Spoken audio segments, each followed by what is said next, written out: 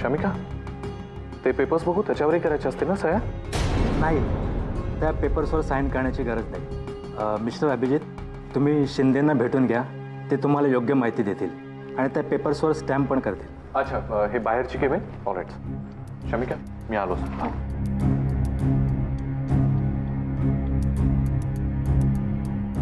Excuse me sir, ह्या पेपर्सवर अनिरुद्ध राजेंच्या सह्या आहेत का? आय मीन त्यांचं नाव काय या पेपर्सवर?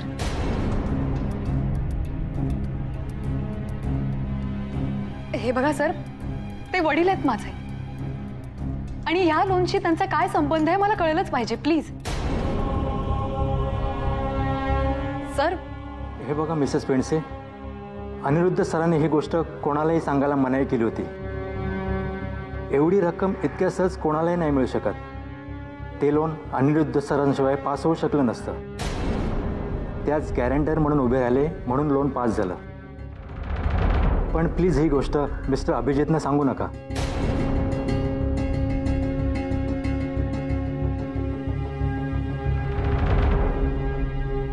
सर, हे सगळे पेपर्स, सगळ्या फॉर्मॅलिटीज कम्प्लीट आहेत. ते आमचं कामच आहे. पण तुम्हाला चेक मिळायला 2-3 दिवस जातील. Okay? No problem. Sir, thank you so much. तुमची मदत नसती झाली तर सगळं कठीण होतं. तिचं काय. थँक्यू. ओके, ठीक आहे सर.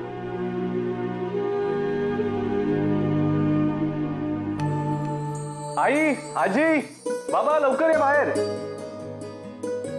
अरे येत आहे का कुणी? अरे हो हो, काय झालं? काय ओरडा? आधी तोंड दूर करा. अरे काय? आशीर्वाद द्या. फायनली काम झालेलं आहे. सगळ्या फॉर्मॅलिटीज पूर्ण झाल्यात. आता बघ माझं काम कसं सुरू करतो ते. अभिनंदन. मी म्हंटल नव्हतं, चांगल्या माणसांच्या बाबतीत गोष्टी चांगल्याच होतात. मनापासून काम कर हो. देवाचे हात आहेत तुझ्या डोक्यावर. येस शमिका, ठीक आहे. तुम्हा सगळ्यांचा सपोर्ट नसता तर हे शक्यच झालं नसतं. आणि उद्याचं लक्षात आहे ना, उद्याचा दिवस प्रत्येक सुहासिनीसाठी महत्वाचा असतो. कळलं? अरे उद्या वटपौर्णिमा आहे आणि शमिकाची लग्नानंतरची पहिली वटपौर्णिमा. म्हणून मी आणि सासूबाईंनी ठरवलंय सगळं अगदी सागर संगीत व्यवस्थित पार पाडलं पाहिजे. चला, शमिकाबाईंचा उपास उद्या म्हणजे. हो. आणि शमिका, तुझ्या सासूकडून सगळ्या रीतीभाती समजावून घे. कळलं ना? उद्या कोणत्याही प्रकारचा मला गोंधळ चालणार नाही. माझ्या नातवाच्या दीर्घायुष्यासाठी पूजा करणार आहेस तू. कळलं? आणि विभा, मी तिथे चातुर्मासाचं पुस्तक ठेवलंय. त्यात जे काही आहे ते सगळं हिला समजावून सांग. समोरासमोर बसा आणि सगळं व्यवस्थित समजावून सांग तिला. कळलं? मी जरा तांदूळ निवडायला घेते.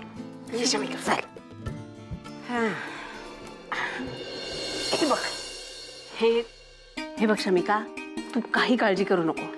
काय असतं ना, आपण आपल्या प्रेमाच्या माणसासाठी जे काही व्रत करू ना, ते अगदी कितीही कठीण असलं तरी सहज पार पाडता येतं आपल्याला. काही त्रास होत नाही. उद्या वटसावित्रीची पूजा, म्हणजे वडाचं झाड असतं ना, त्याला एक धागा गुंडाळायचा आणि त्याला गुंडाळून गुंडाळून असं 7 फेऱ्या मारायच्या आणि पूजा करायची त्याची. दुसरी महत्वाची गोष्ट म्हणजे त्या दिवशी उपास करायचा असतो. आणि तिसरी महत्वाची गोष्ट म्हणजे वटसावित्रीची कहाणी ती वाचायची.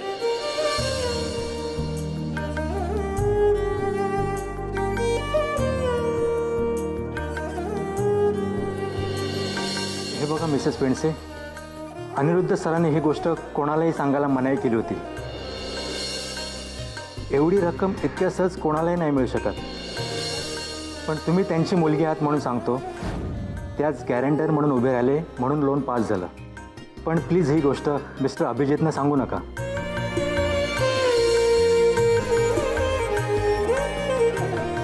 शमिका, हे शमिका, लक्ष कुठे तुझं? नाही आई, मी ऐकते. शमिका, अगं काय म्हणते ती? ऐकू येत नाहीये का तुला? हा, तुला करायचं नाही का हे व्रत? अगं तंद्री कुठे लागली आहे तुझी? हा, आमच्या वेळेला असं नव्हतं बाई. सासू एखादी गोष्ट सांगायला लागली ना की लक्ष देऊन ऐकायचो आम्ही. तुझं काय वेगळंच चालू असतं. जे समोर आहे त्याचा विचार करायचा नाही आणि भलत्याच गोष्टीचा विचार करत बसायचं. कुठल्या गोष्टीचं कसलं काही हेच नाही राहिलेलं आहे. देवा, काय बोलणार आता ह्या पोरीला? दर वेळेला असंच आहे. अभि, मला ना इतकं छान वाटतंय माहितीये की तू जे काय करतोयस ते स्वतःच्या विचारांनी, स्वतःच्या हिमतीवर करतोयस. म्हणजे उगाच कोणाच्या उपकारांच्या किंवा मेहरबानीच्या कुबड्या नकोत आपल्याला. अरे माझी ती मैत्रीण आहे ना सुमन, खारला राहते ती, तिचा नवरा भेटला होता मला. मला म्हणाला तुमच्या अभिजितचं फार कौतुक वाटतं मला, किती छान बोलतो तो. म्हणजे तुझा रात्रीचा शो सुद्धा जागून मुद्दाम ऐकतात ते. म्हणाले पुढच्या आयुष्यात अभिजितला जे काही करायचं असेल, अगदी काहीही, मला सांगा, मी त्याला मदत करायला तयार आहे. आणि तुला बरं वाटलं असेल ना की आपल्याला त्यांना काहीच सांगावं लागलं नाही. आई, स्वतः कष्टाने कमवलेल्या भाकरीची चव ही कुणी उपकारांनी दिलेल्या मिठाईपेक्षा किती चांगली असते नाही? हे सगळं तुमच्या संस्कारांनी झालंय. आजच्या या संधी साधू मटेरियलिस्टिक जगामध्ये ताठमानेनं कसं जगावं हे तुम्हीच शिकवलंय आम्हाला. आणि तुमचे हे संस्कारच कायम बळ देत राहतात आम्हाला.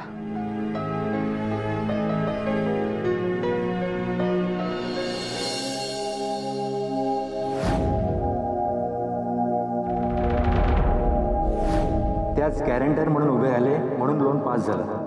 पण प्लीज ही गोष्ट मिस्टर अभिजितना सांगू नका.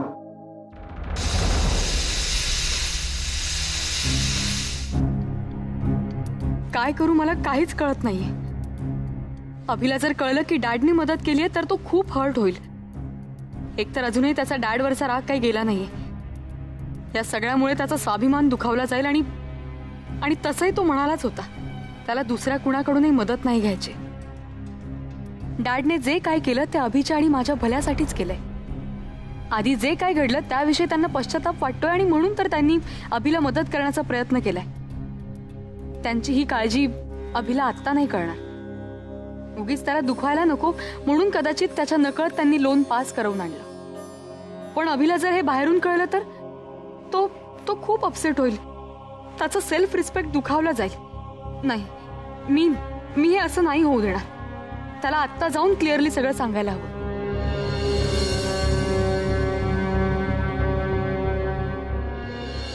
राईट. येस सर, नक्की भेटूयात. शुअर. थँक्यू. बाय.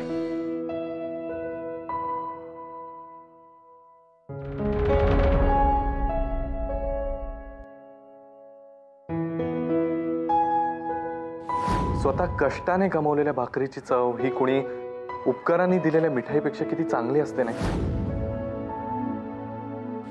हे सगळं तुमच्या संस्कारांनी झालंय.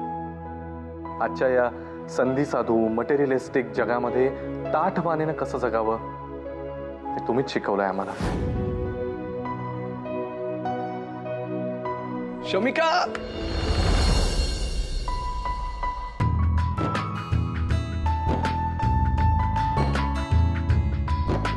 I am so happy. मी आता ब्रोकरशी बोलत होतो. परवा मी जागा बघायला चाललोय. आणि तुला माहिती, सरोदे सरांनी जे इंटेंट लेटर दिलंय ना त्याच्यामुळे आपल्याला ना सुरुवातीचं डिपॉझिट भरावं लागणार आहे ना कुठलाही चेक द्यावा लागणार आहे. I am so happy. आता असं वाटतंय की सगळं काही आपल्या मनासारखं घडतंय ना. म्हणजे एवढ्या लवकर लोन पास झालं, माझं प्रपोजल त्यांना आवडलं. आता कुठेतरी वाटतंय की माझं स्वप्न पूर्ण होणार. आणि माझं स्वप्न किती महत्वाचं आहे हे तुझ्याशिवाय जास्त कुणाला माहिती आहे. सगळ्यात चांगलं सो हॅपी. किती खुश आहे अभियात. याला जर कळलं ना की लोन कोणामुळे पास झालाय तर अभिला ते नाही आवडणार. त्याचा आनंद एका क्षणात हरवून जाईल. त्याचं स्वप्न सुद्धा गमावून बसेल तो. आणि असं ना उमेद झालेला अभि नाही बघायचंय मला. किती दिवसांनी मी त्याच्या चेहऱ्यावर हसू बघते. नाही, मी इतकी निष्ठुर नाही होऊ शकत. मी अभिला काहीच सांगणार नाही, अजिबात नाही. शमी, हे शमी, काय ग? कधीच बोलतोय मी, लक्ष कुठे आहे? अरे काय नाही, तुझ्या चेहऱ्यावरचं हे हसू आहे ना, त्यात हरवून गेले होते मी बाबांना आणि आईला सांगून येतो.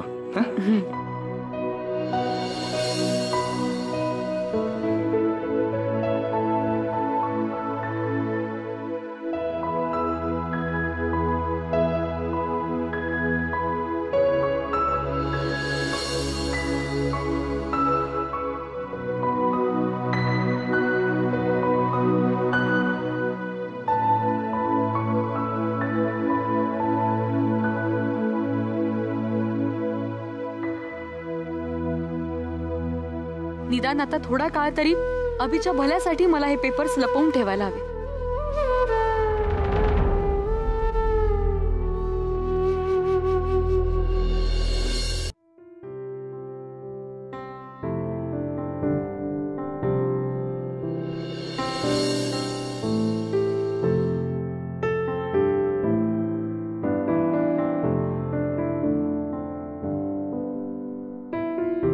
फोन का लागत नाहीये? हा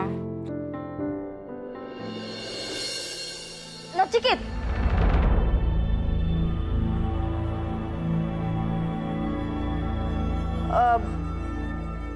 नची, अरे असं काय करतोयस? फोन का काढून घेतलास माझा? घरीच फोन करत होतीस ना?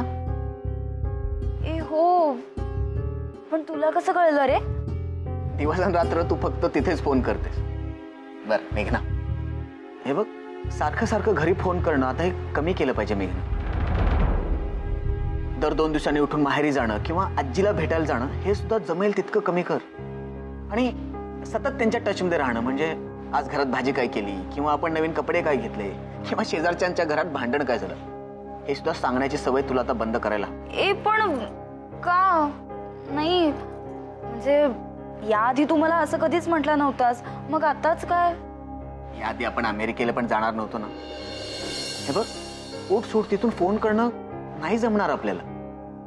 किती नाही म्हणलं तरी इंटरनॅशनल कॉल्स जरा खर्चिकच पडतात ना. त्यापेक्षा ना तू घरी ईमेल्स पाठव. आणि म्हणूनच उद्या तिथं गेल्यानंतर तुला ऑड वाटण्यापेक्षा म्हणून आतापासूनच जरा घरच्यांपासून दूर राहायची सवय करायला हवी. राईट?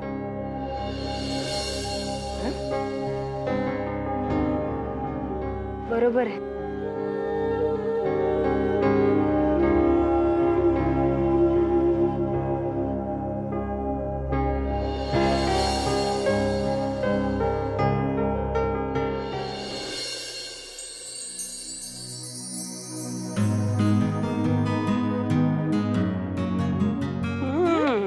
मामी बरोबर की आजी बरोबर? चकुली ये बाळा, आजीला मदत केलेली ते बघ. काय करते आजी? काय करते सासूबाई? का खोकता एवढ्या? कुठे गेला होता एवढा शिंका आणि खोकला? काय नाही ग, आषाढ सुरू झालाय, आता श्रावण येईल. म्हटलं कपाटातल्या जुन्या जरीच्या साड्या काढाव्यात, म्हणून कपाट उघडलं तर हे धबधब तोंडावर सगळ्या साड्या पडल्या माझ्या. आणि जरा खोकला आणि शिंका आल्या, बाकी काही नाही. थांबा, औषध घेऊन येते. अगं, एवढ्या गोष्टीसाठी औषध कशाला? नाही, रात्रभर खोकत बसाल नाही तर मग. अगं नाही ग. थांबा, मी आणतो औषध. आजी बस जरा 2 मिनिटं, माझ्या कपाटात असेल बहुतेक. बरं, जा घेऊन ये.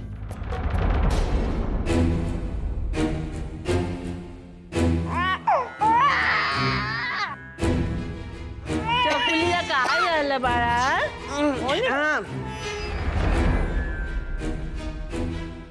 तू तिला जरा भाजी निवडायला मदत कर. आजी माझ्याकडे दे. ये बाळा ये ये सोन्या ये ये ये ले सोन्या ये ले.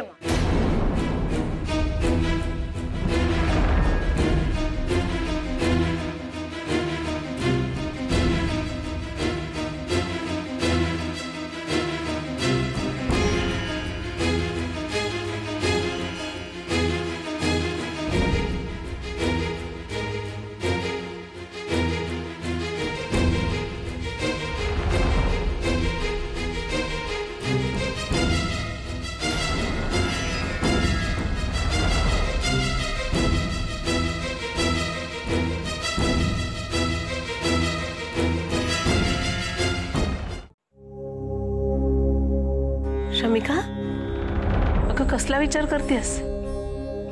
नाही नाही काय नाही.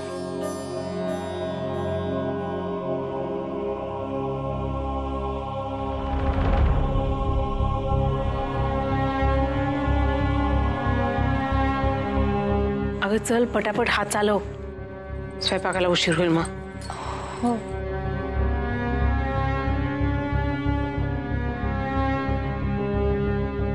सापडलं का रे औषध?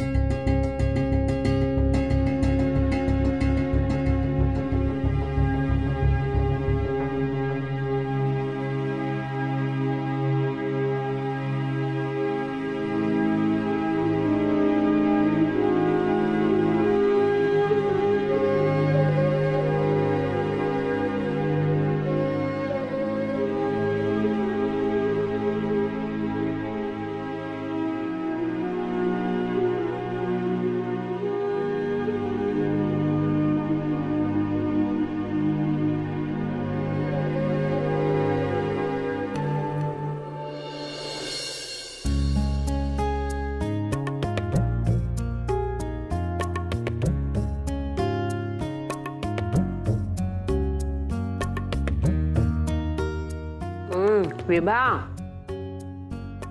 जेवण छान झालंय. हा, मी नाही, शमिकाने केलं जेवण आज सगळं.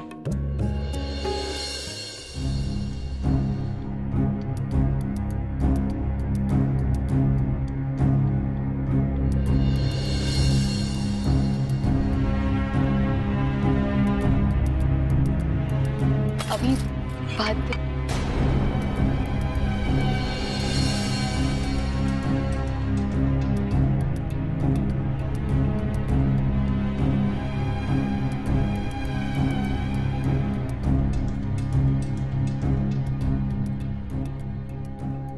जेव ना, लक्ष कुठे तुझं?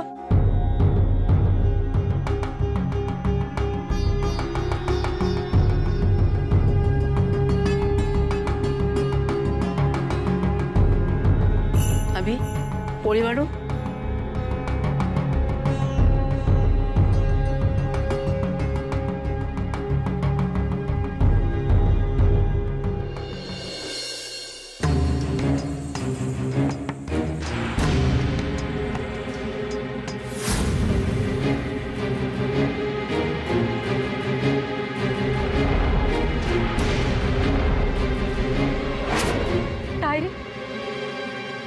डायरी कुठे गेली?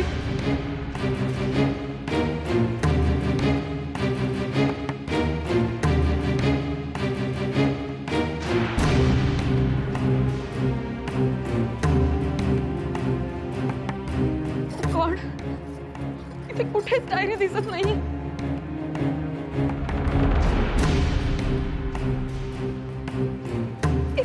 इथं कुठेच दिसत नाहीये.